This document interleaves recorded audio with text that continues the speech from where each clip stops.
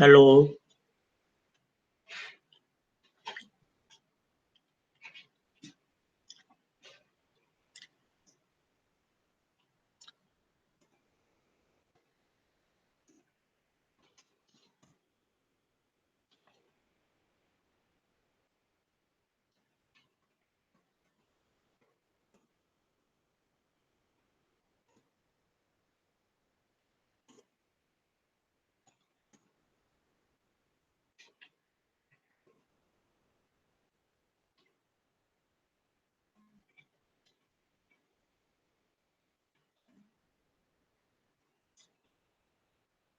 Hello, welcome to the sixth session on Patanjali Yoga Sutra. Just waiting for a reply from one of you.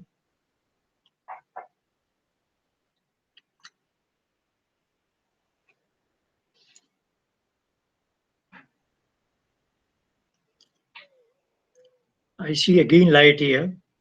That means sound is okay. Yeah, thank you. Okay, as I indicated last time, we are going to move to the second chapter today. Last week we discussed the concept of Isvara-Pranidhana. Last week there was a comment, if I could show you on the full slide, what is it called? So I am trying to do that. So let's go to screen share.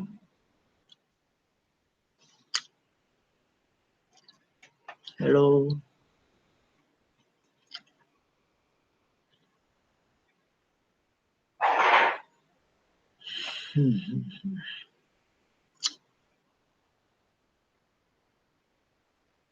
Okay. Yeah. This is the title slide, Patanjali Meditation, session number 6. I want to make a quick review. Today my target is at 8 o'clock. I transfer to our meditation practice. So let's see. So a quick review of the chapter 1. So you can see and appreciate the structure of Patanjali's book. So very first, even before I start reading Patanjali's Sutras, just to give you the background, I like this picture. So I am the owner of the instrument of body and mind. Body is the gross body. In Sanskrit, we call it Sthul Sharir. And mind is not to be confused with our brain. Mind is our Sukshma Sharir in Sanskrit, meaning subtle body. Subtle means really subtle, which is made of subatomic particles, so to say. So as a model, it is thumb in the fist, where I am myself a point-like entity, a source of light, a source of consciousness, without any dimensions almost. That is my thumb, enveloped by a shell of mind. That's what is my fist. And there also, notionally, there are 3 layers. The innermost is called a chitta, but structurally it is mahat. If you look at Samkhya, Samkhya is saying first particle is mahat, which is translated as great principle. And that mahat is functioning at chitta. But in Samkhya, the author Kapil generally refers to it as buddhi. So, not going into detail of that. If you come across chitta as well as buddhi in a kayak book, which I don't think actually exists in the world, there is no book which is correctly talking all this. But if you find such a thing, Chit and Buddhi mean the same thing. What is our desktop, or what I call as mind screen, which is what I am always watching. The middle layer is Ahankar, and I translate it as memory. It can be also translated as I principle. That I-ness is there. My personality is residing there because that's what is holding my past knowledge, my signatures, etc. And the outer layer is manas, which can be translated, generally translated as mind. That is what is another source of confusion for a layperson because the mind is for manas as well as for the entire subtle body, depending on the context. Just in the language of our Patanjali Yoga, I am translating as linkage. But Patanjali generally confines himself to chitta. So that is we have discussed. Let's move on. So again, as a background, not going into these details, what Kapila is saying in Samkhya, the basic matter has three strands in equilibrium. And the very first particle derived out of matter is chitta. He uses the term mahat and buddhi, but Patanjali prefers to call it chitta. That is what is enveloping me. This is me, my consciousness. So, as far as I am concerned, day to day, like this is a laptop computer in front of me, it has all kinds of things which I don't care much to know about it. As far as a user where I am concerned, I function on a desktop and a keyboard and a mouse. So mouse and keyboard are my inputs. I give some commands, but my functional unit is desktop, monitor screen. So in this model that we are talking, thumb in the fist, the chit is my desktop. That's where I am function. That's where my world is. Of course, we get a three-dimensional view of the external world. But just imagine that screen is so wonderful. It gives you that three-dimensionality. So it's one of the very wonderful system, very miniature and very swift, very, very fast.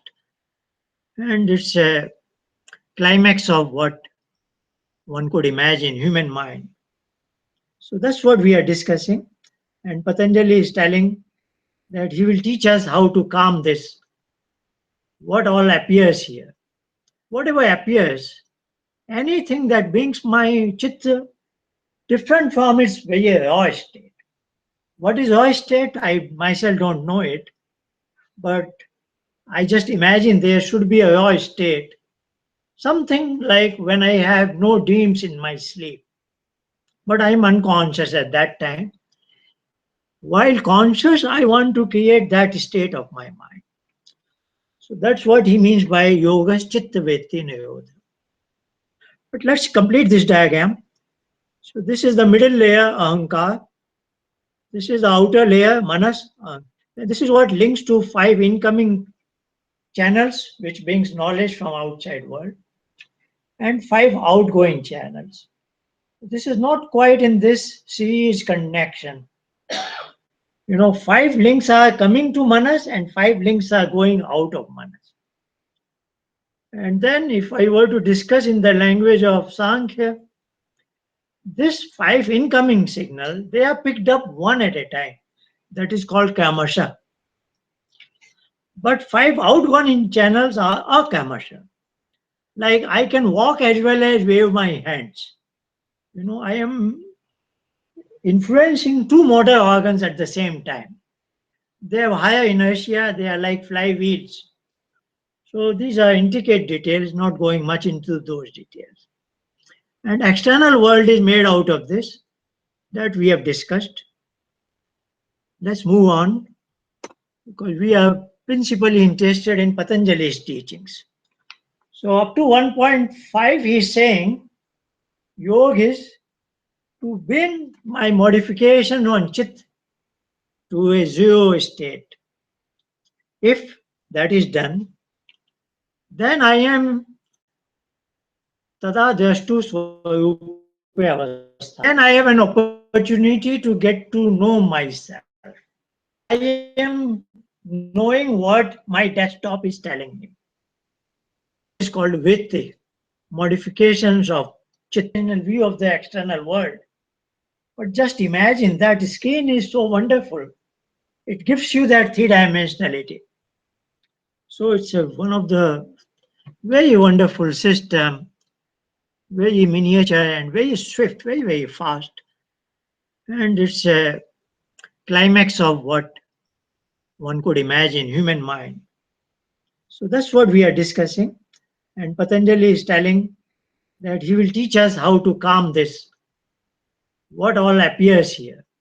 Whatever appears, anything that brings my chitta different from its very raw state. What is raw state? I myself don't know it, but I just imagine there should be a raw state. Something like when I have no dreams in my sleep, but I'm unconscious at that time. While conscious, I want to create that state of my mind. So that's what he means by yoga chitta vritti nirodha. But let's complete this diagram. So this is the middle layer, ahankar. This is the outer layer, manas. And this is what links to 5 incoming channels, which brings knowledge from outside world, and 5 outgoing channels.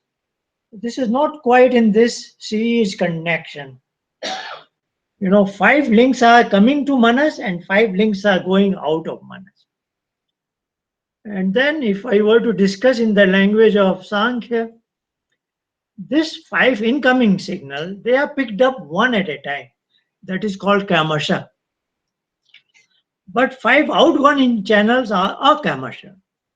Like I can walk as well as wave my hands. I am influencing 2 motor organs at the same time. They have higher inertia, they are like flywheels. So these are intricate details, not going much into those details. And external world is made out of this that we have discussed. Let's move on because we are principally interested in Patanjali's teachings. So up to 1.5 he is saying yoga is to bring my modification on chit to a zero state. If that is done, then I am tada drashtu swarupe avastha. Then I have an opportunity to get to know myself. I am knowing what my desktop is telling me. This is called vritti, modifications of chitta. They are of 5 types: Vetaya, Panchataya, Klista, Aklista. Now on this term of Klista, Aklista, I've already devoted more than enough time. And today as we go in second chapter, again the word Klesh will be defined first time. So that is there. So my hypothesis is the chapter 1 is for those minds which are not Klesh. Klesh is tentatively ignorance. Then he says those are 5 types of modifications. Correct knowledge, Praman, Vipaya, incorrect knowledge. This is where a lot of authors are confused. They say Klesh is avidya. So they think if a superior mind is without Klesh, without avidya, then how can he have Vipaya, incorrect knowledge? That is a question in people's mind.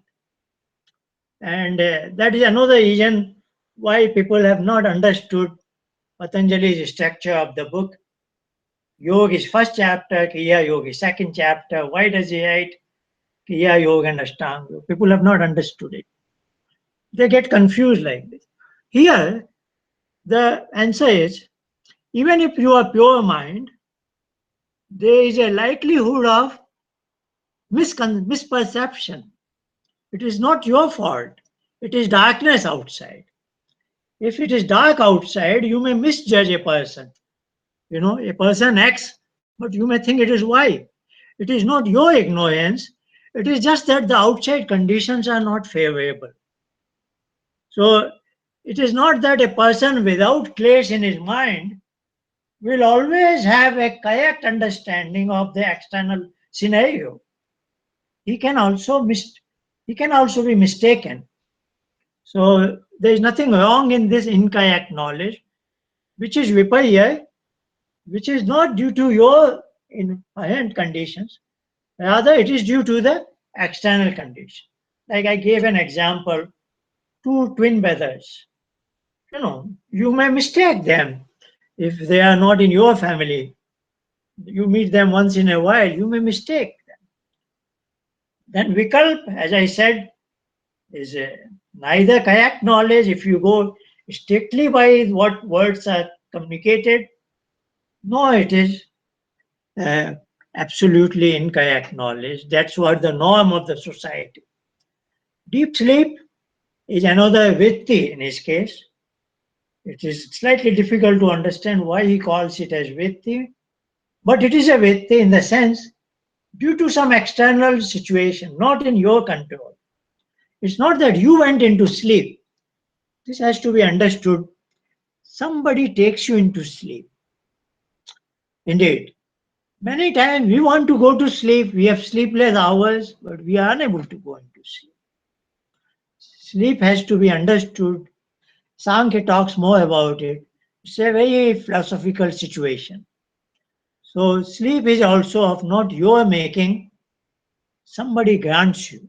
Now, who is that somebody? When does it grant? And all that we are not going into detail. But suffice it to say, there are occasions I want to go to sleep, I am unable to go to sleep. There are occasions when I would not like to go to sleep, but still I find I am in sleep. So it is somebody else's making, not my making. That means the instrument is there, but somehow I cannot use the chitta. There is a total blackout. And then past impatience, which we are very much familiar with. Then he is saying it is abhyas and vairagya that I can subdue these modifications. 1.12 Abhyas vairagya bhyam tannayodha. So it is a two-pronged approach, abhyas and vairagya. Abhyas is practice, that is more in the direction of action, doing something. Vairagya is kind of enunciation. So enunciation requires a maturity and understanding that this is something very tempting, but I don't go after it because I am interested in this direction, going from here to here. I am interested in mastering Patanjali's teachings.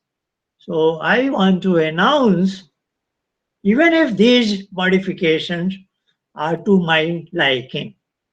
So that is a generating an understanding and maturity. So this is in the knowledge direction. In the Vedic philosophy, knowledge and action are two primary functions of a human being. As I said in the previous diagram, 5 channels of incoming knowledge, 5 outgoing channels of action. So jnana and karma, knowledge and action, a human being leads his 24 hours almost along these two wheels of if our life is a journey on a bicycle.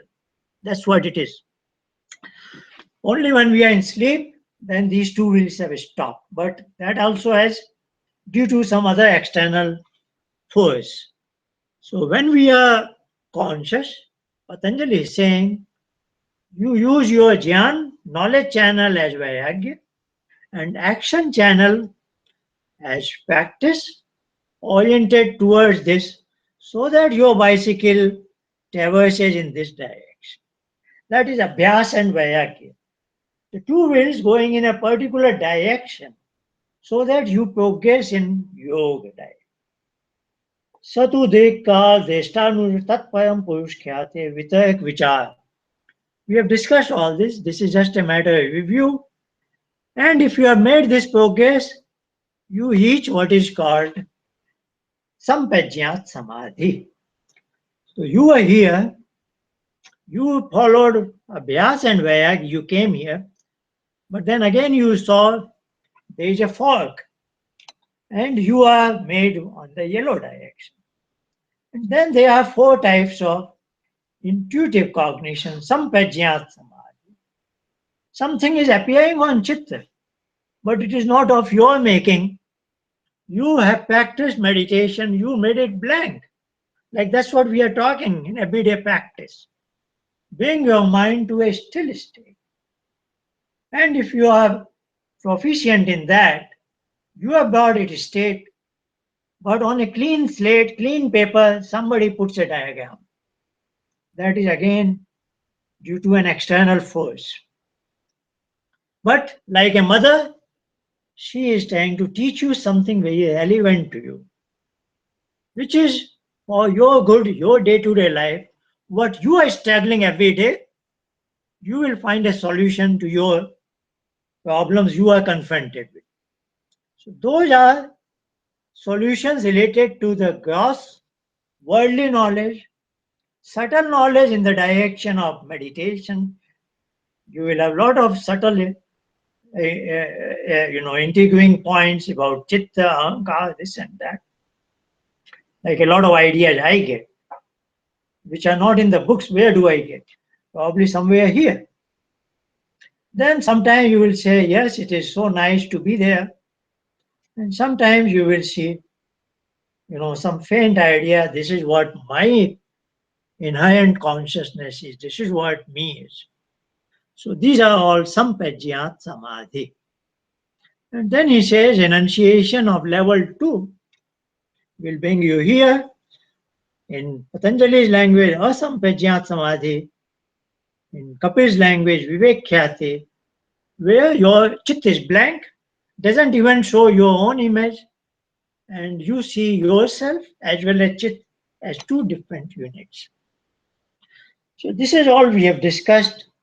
And then he says, Isvara-Pranidhana dva. That was in section statement number 23. This is all we discussed last week. Very quickly. So why is a optional? So he is saying, having described all that, in 11819 he was saying, if you have carried forward from your previous life, attention in all this intricate mechanism, you are what is called bhav-pratyaya and videha, then you have an advantage. But then he says, even if you don't have that previous life's baggage, bank account with so much of credit, if you don't have that, still Shraddha, Virya, Smriti, Samadhi, Prajna, others can also get going in that direction.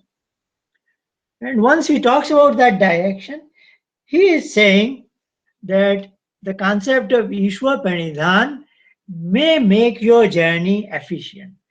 This is not mandatory at this point, but he is recommending it strongly. Then he says, what is this Ishwar? So who is without Klesh? Klesh gives rise to Karma, Karma gives rise to its ripening, ripening gives rise to its impression.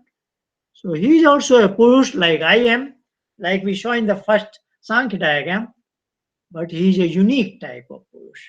He is a consciousness like I am. I live in this tiny shell, tiny structure of human body.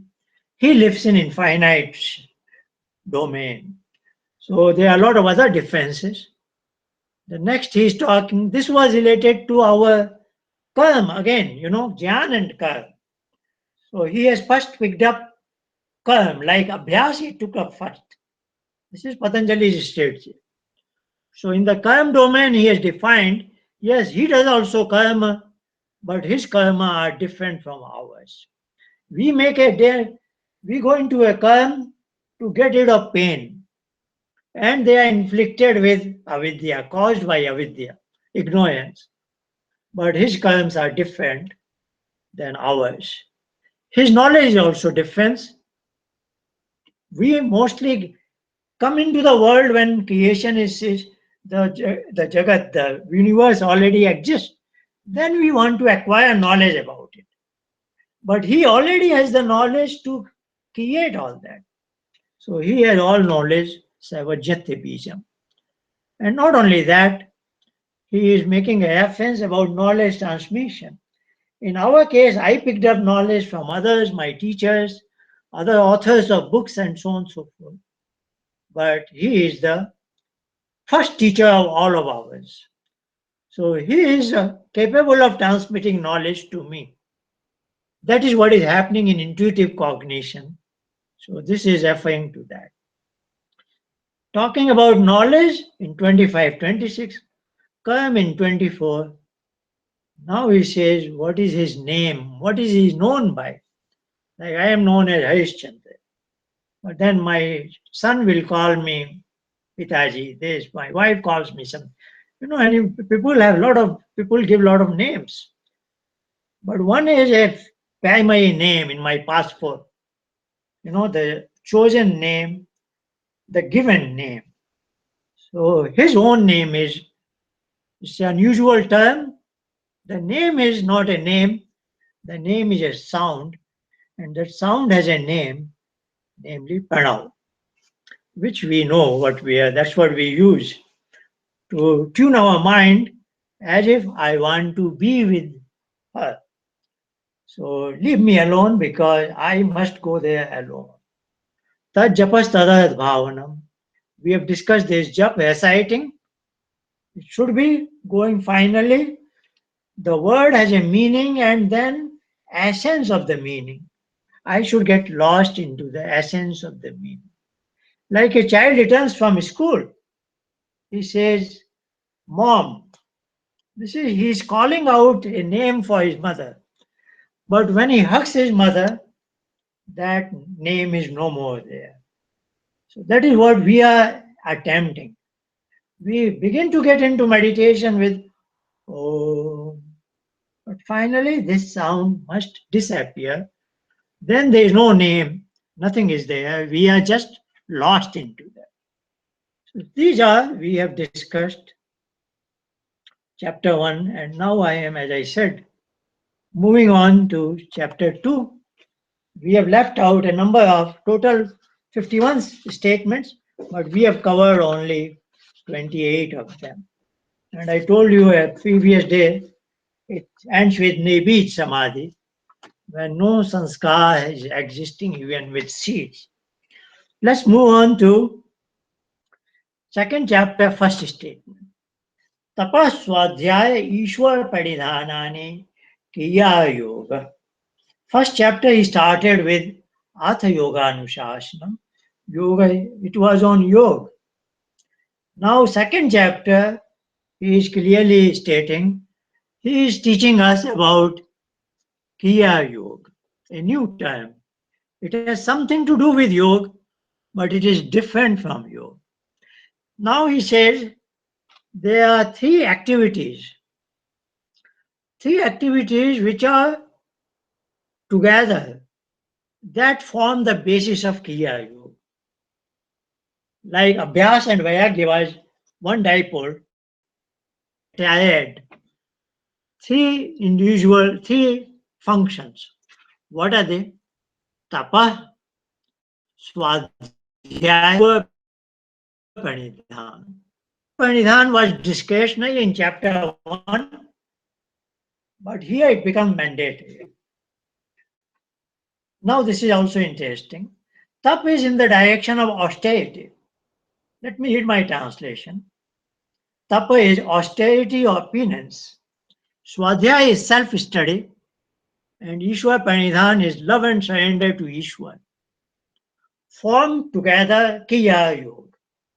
I suggest compare this with practice Abhyas and Vairagya. Tap is again in the form of action. What is it, austerity? Like you are doing some sort of austerity. You have family, life, children, but you say Wednesday 7:15, you want to come to this class. There are a lot of external circumstances, so they are not inhibiting your resolve to come to the class. So that is what, if you are performing an action, irrespective of different limits of external scenario, it is too cold, too hot, warm weather, it is raining, snowing, all kinds of circumstances.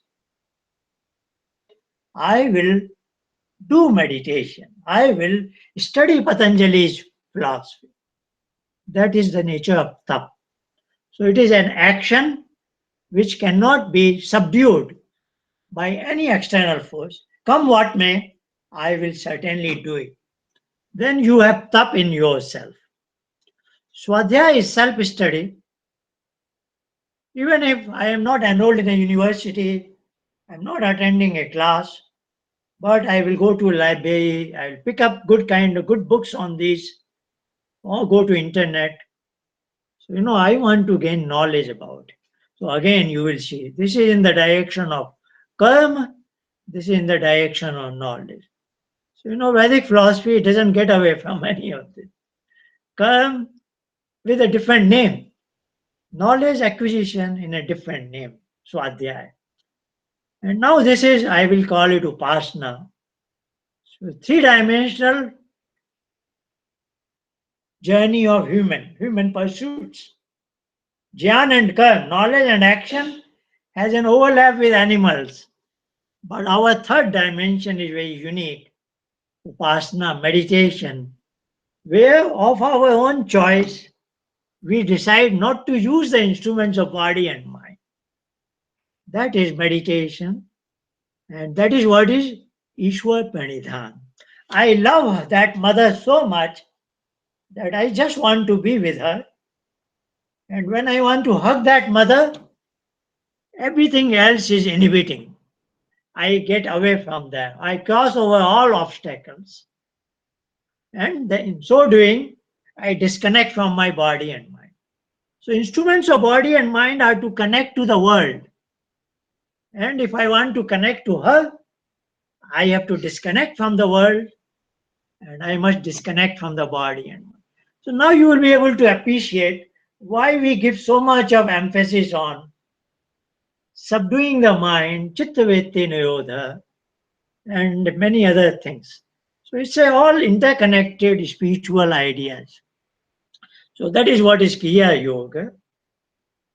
Let's move on. Now he clearly states what is the purpose of Kriya Yoga. Samadhi bhavanartha, klesh tanu karnarthascha. Cha is and. Two purpose, two objectives. One is to gain love for Samadhi. I want to get interested in Samadhi. And you remember the chapter 1 was titled as Samadhi Path. So Samadhi Path chapter 1 is for them who have a burning desire. I want to be in Samadhi. What is Samadhi? Being with her. If I am with her, I have no idea. So like I said, mother's touch. A child goes to his mother.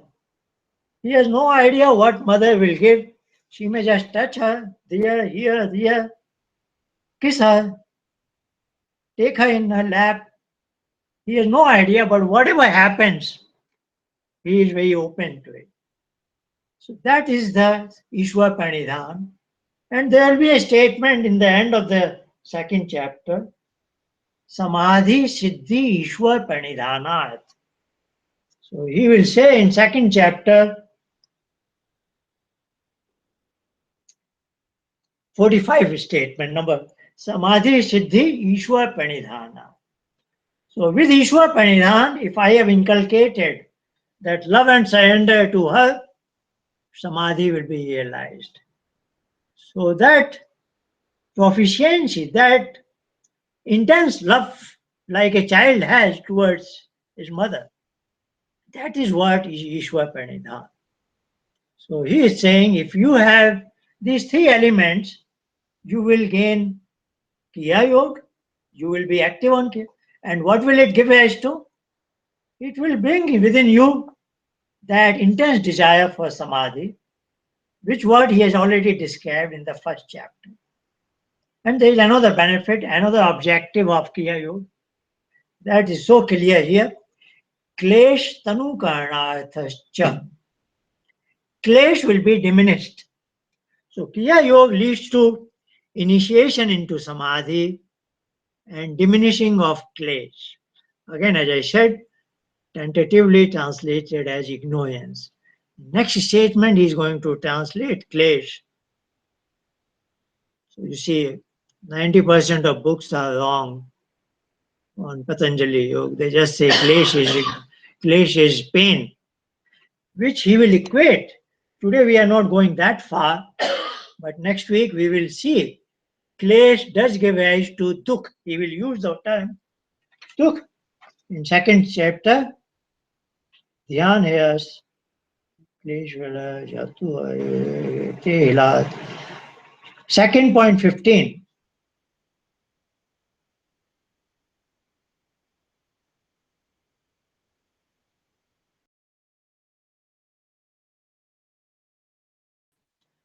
Second point 2 to second remain unchecked, it will give rise to pain. And today, at this point, nobody can translate klesha as pain, isn't it? That's what it is. He is building up those ideas. So we have to move on. Second point here. Now he is listing 5 elements of klesha, and in which number 1 is really principal klesha. So let's read it. Avidya, asmita, rag, dvesha, abhinivesha. These are 5 terms. They are called as klesha. All of them are klesha, each one of them. Like vritti is over of 5 types, klesha is also 5 types. Translated into English, avidya is ignorance. Asmita is I-ness. This is me. Like a child will say, put his hands on his chest and he will say, this is me. Isn't it? Even grown up adult will say, this is me. As if my body is me, but actually my soul is me. This is my body, this is not me. But that's how we function, everybody. So that is a clash. Not to know who you are. Who am I have no answer, correct answer. But I just put my hand on my body and just say, this is I. And I take my photograph, I tell everybody, this is me. So this is a clash, a wrong notion. Then rag is attachment to certain things. Each will be described. So we don't have to spend much time at this. This is merely listing. This is called Sanjaya Sutra, where he is merely stating what klesha is. The next 5 are also Sanjaya Sutra in the sense they are describing what avidya is, what asmita is, and all that. And then Abhinivesh is clinging to life. There are 5 kleshas. Before describing 5 of them, he is devoting a separate statement dedicated to avidya, saying this is principal klesha. This is what gives rise to all other. So the statement is avidya kshetram uttayesham pasut tanu vichin udaranam. So this is an analogy. Kshetra is like field. So avidya is a field, like a farmer has a field where all kinds of crops are growing. So if you are inflicted with avidya, suppose a human being, which will be defined next statement, tentatively it is ignorance, not to know a thing exactly what it is. So he is saying, if you are inflicted with avidya, then that will function as a fertile land, giving rise to the following kleshas. Avidya will give rise to asmita, that will give rise to rag and dvesh and abhinivesh. So they are in the diminishing order. Less and less ignorant you are, you will be caught here. More ignorant, you are caught with dvesh. More ignorant, you are caught with rag also. So, they are rishis. They are very fine tuning. They know what is primary, what is number 2, what is. We cannot go into that detail, but we should appreciate it. So this is what is his statement. So English translation is, ignorance is the field where others germinate. Now, even others are germinating, they may not be easily visible to us because asmita, rag, dvesh, and abhinivesh, the later four kleshas, could be in a different states. They could be just pasupt, yani sleeping. They are like dormant, as if like a child is born, he has the sanskar of what we call lust. But his sanskar of lust is in dormant mode. When he becomes adult, they will they will wake up. Otherwise, they are sleeping. So he's saying all others are there. They may not be visible, but they are there. And at the right opportune time, like the crop comes up, a seed will become a kernel. So that's the kind of example he's giving. Tanu means in a very minuscule form. They are there, but they are overpowered. Like sometimes I get angry, but I have a sanskar of lust. But when I'm angry, that lust is overpowered. It's not that lust is not there. And sometimes it is weekend. I see a nice lectures on here, nice lectures on Patanjali's teaching. So my sanskar of Tanu may get weakened. But when that lecture is over, it's again there. So, all these different states he is describing.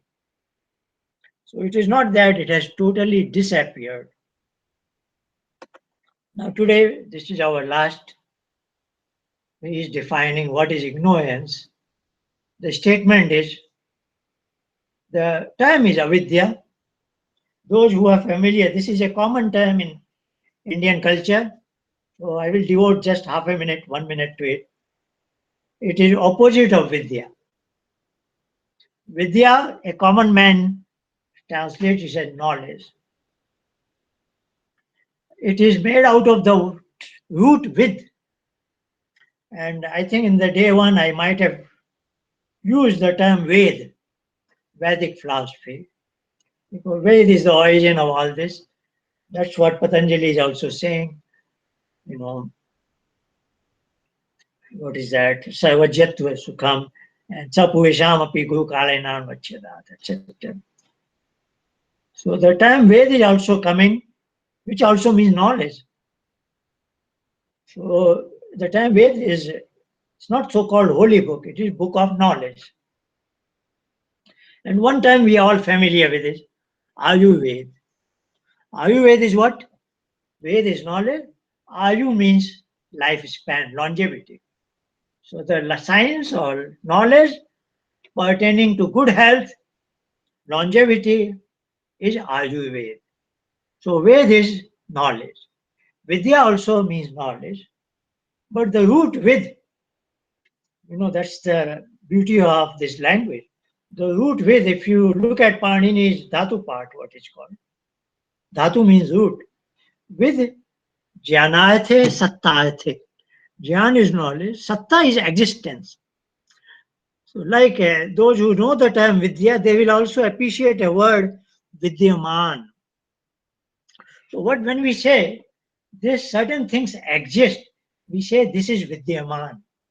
So what is existent, what is existing is worth knowing, isn't it? So existence and its corresponding knowledge goes hand in hand. So avidya is incorrect knowledge because the knowledge, what you think is knowledge, doesn't correlate with anything that exists. The correct knowledge is the knowledge pertaining to that thing which is existing. So knowledge about a thing, knowledge and thing are two sides of the same coin.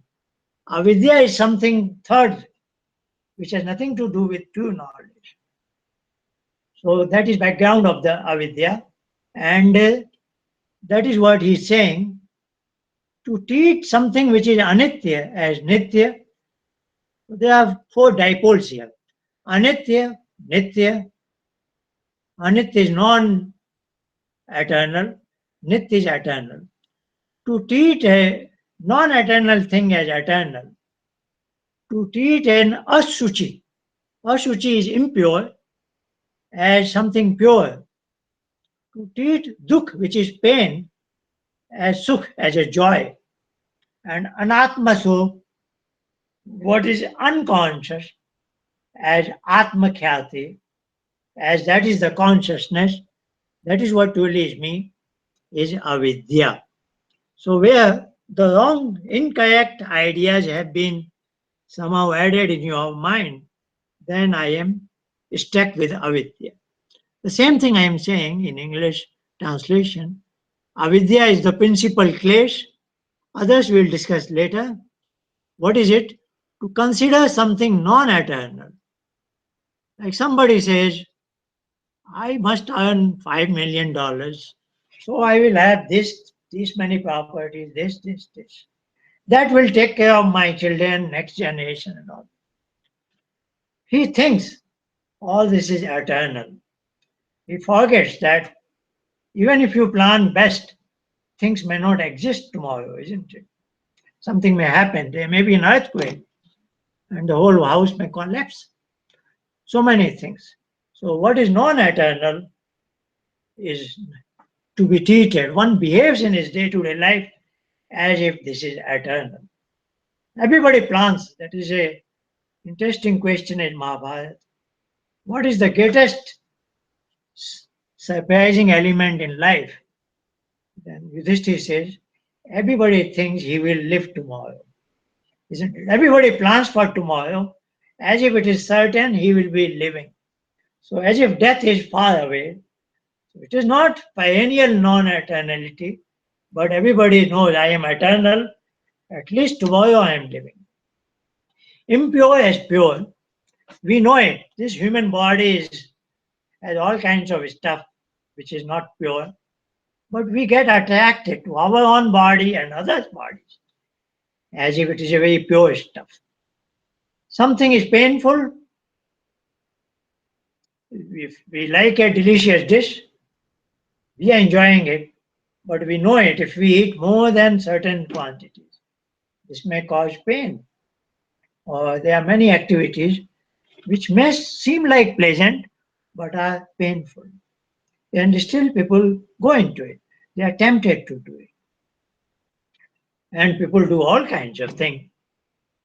Somebody apes a woman, that may lead him to prison for 25 years. But that moment's pleasure, which he thinks is pleasure, he does all kinds of rubbish. So we know all these things happen in life. Unconscious, like somebody may say, my mind is source of consciousness. This is also a ignorance. Famous French philosopher Descartes, he says, I am there because I think, isn't it? I think because my mind is my instrument that is functioning. And here in Patanjali meditation, we are emphasizing to come a state void of thoughts when I stop thinking. But we are confident, even when I go to a state I stop thinking, I continue to exist. I don't want to die in meditation, isn't it? From Patanjali's point of view, it is something further inside my mind domain. That is my consciousness. But there are many people who will say, my mind is the source of consciousness. And of course, in modern mainstream thinking, my brain is the source of consciousness, isn't it? They say that the brain is functioning in a particular manner. That's what gives rise to consciousness. So that's where we are. I invite Avinda today, who will do the meditation in 20 minutes. So after that, we may have some discussion about this. But I'm very happy we are converging to a approach which is, implementing all the positive comment that I have received from everybody. Let's move on.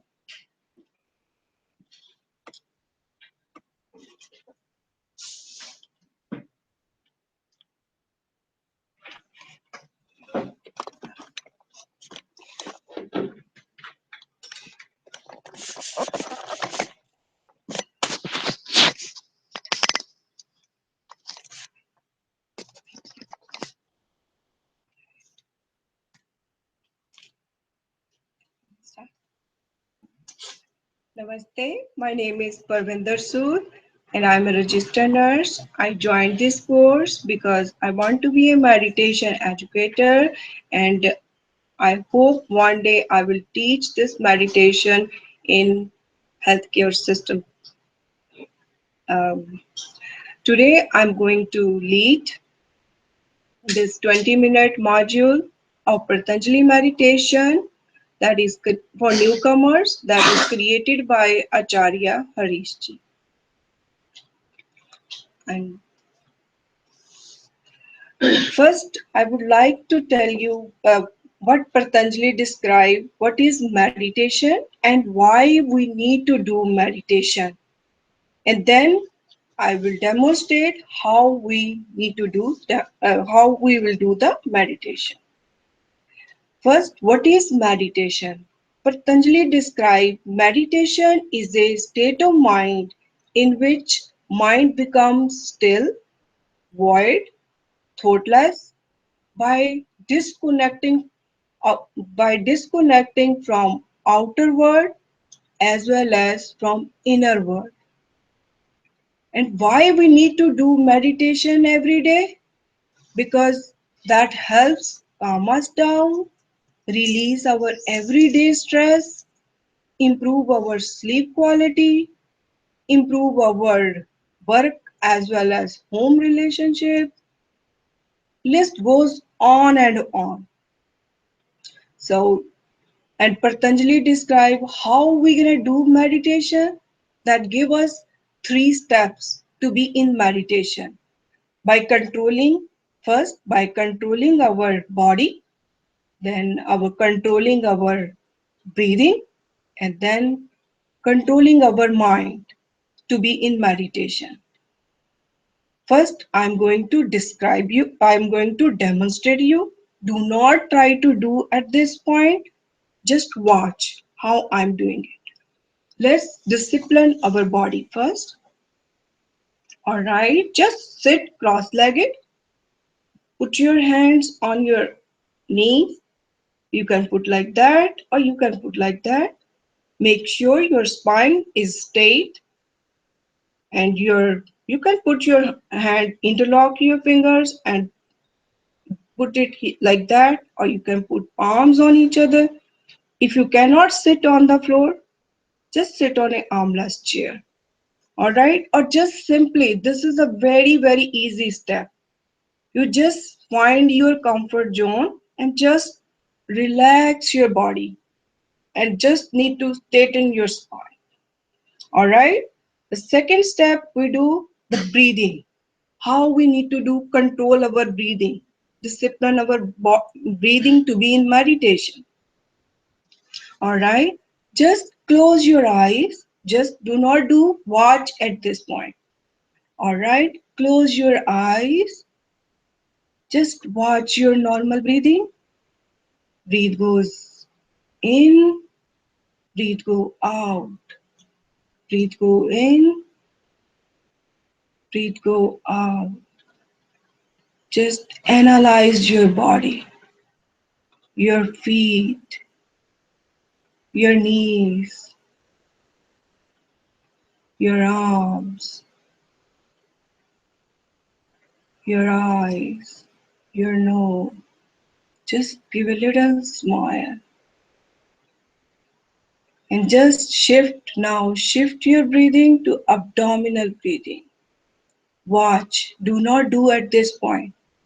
And then just put your hand on the tummy. Breathe out. Your hand go inside. Hold it in.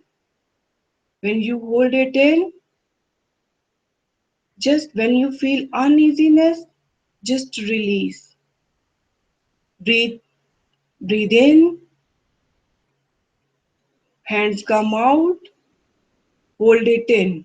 That's the four phases of one cycle. Alright?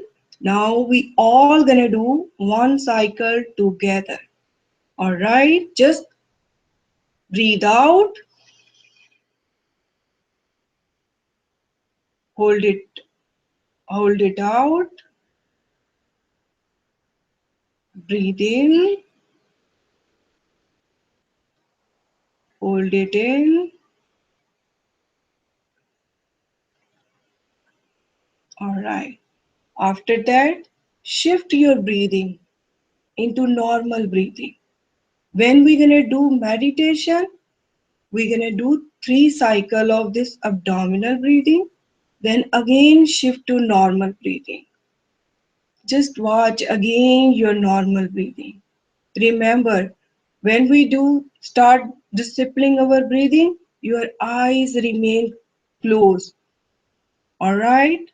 Then the third step, how we gonna discipline our mind? We just need to recite the Patanjali gave us a code word, Om, that will help tune our mind. So just when you do the Om sound, that sound has to start from your navel area, and you feel the stiffness, little bit muscle gonna be constrict here, and that sound going to come up, up, up, and closing your mouth. It's gonna sound like Om, Om. We're gonna do 5 times Om to be in meditation. And this sounds gonna be like first you're gonna do little bit louder, and as you approach, as you go forward, we're gonna diminish this sound.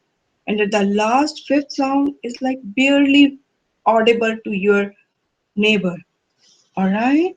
And then slowly come out from this then we're gonna be remain in meditation until the bell ring. Okay, and then just slowly uh, focus your, when you do Om sound, focus your mind on the third eye, like in between your eyebrows, and just whatever comes in, just walk through that there. And then that is the state we want to achieve, just thoughtless, just stealth state. All right, when you are coming out from meditation, rub your hands together, put your hands on your eye, and then slowly open your eyes, and then thank your body to letting it do that. All right, now I think we are ready to do the meditation. All right,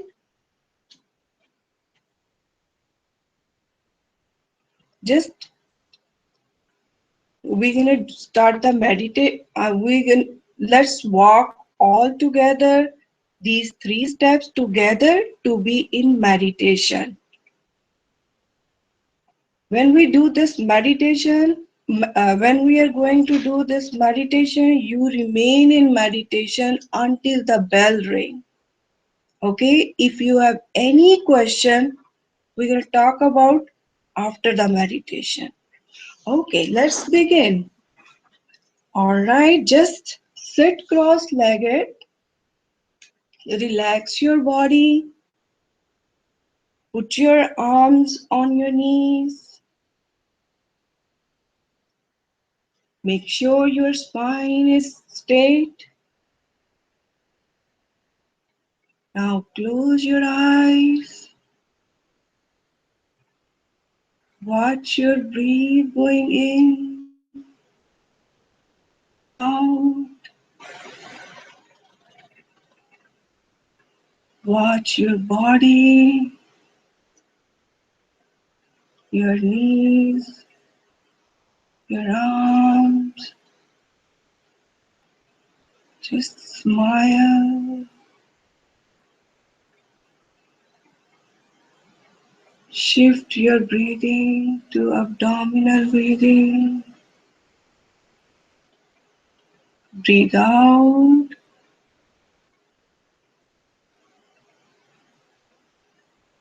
Hold it out. Breathe in.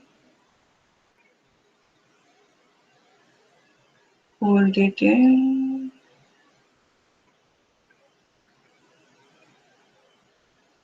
Breathe out. Hold it out.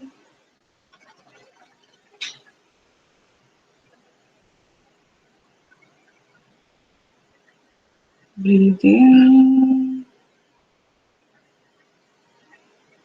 Hold it in.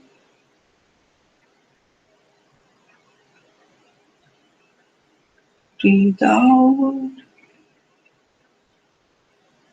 Hold it out.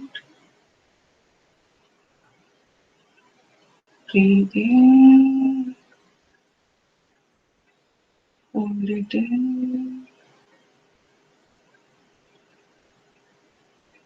Shift your breathing to normal breathing.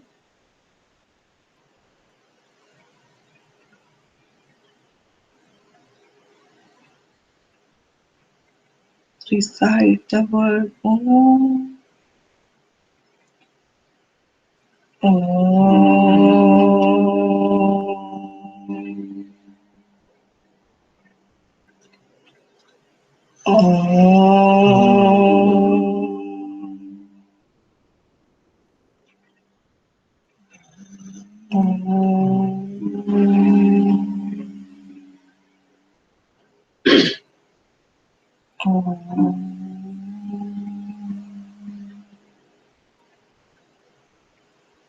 Om.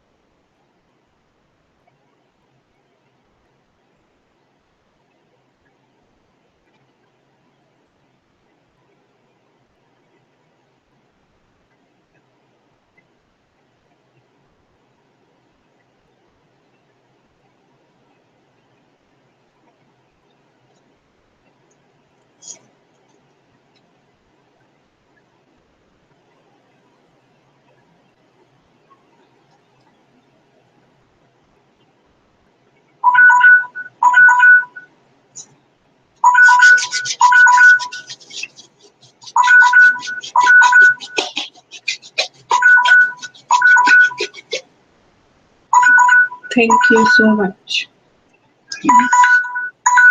If That you was have very good. any question, just ask. Let's ask their comment. Yeah, comment. They can write comments. Ask them to write. You can say that. You can speak and Yeah. ask for comment. You can post your comment. Please write the Please, comment. please post your comment. If you have any question, you can also write it down.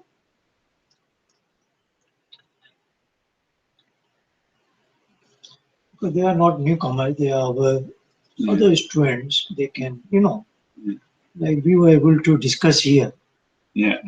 Last time we exceeded the time, but today they can. Yeah. Today it worked perfectly Yeah, fine. we are seeking their comments. Yeah.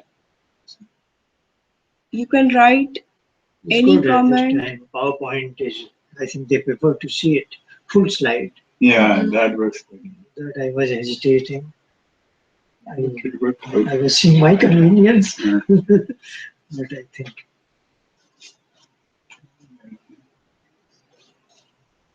I have to plan how this can make. I'm thinking.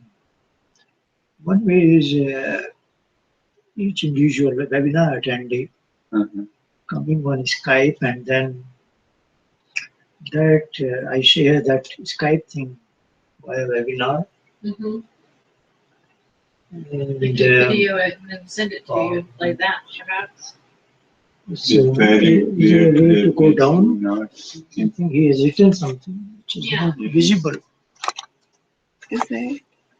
It's a name. I don't know how to move It's it. very clear today. Do not Outside change settings. Okay. But Under it the was very PowerPoint. acute time. Yeah, so I just made it move up. I mean the PowerPoints were very clear Mhm. today. Please don't change the settings. So yeah, this but slide it was What about the meditation? blurry a few Few times. times. is because of the PowerPoint internet was connection. takes time internally. No, it depends upon the internet connection.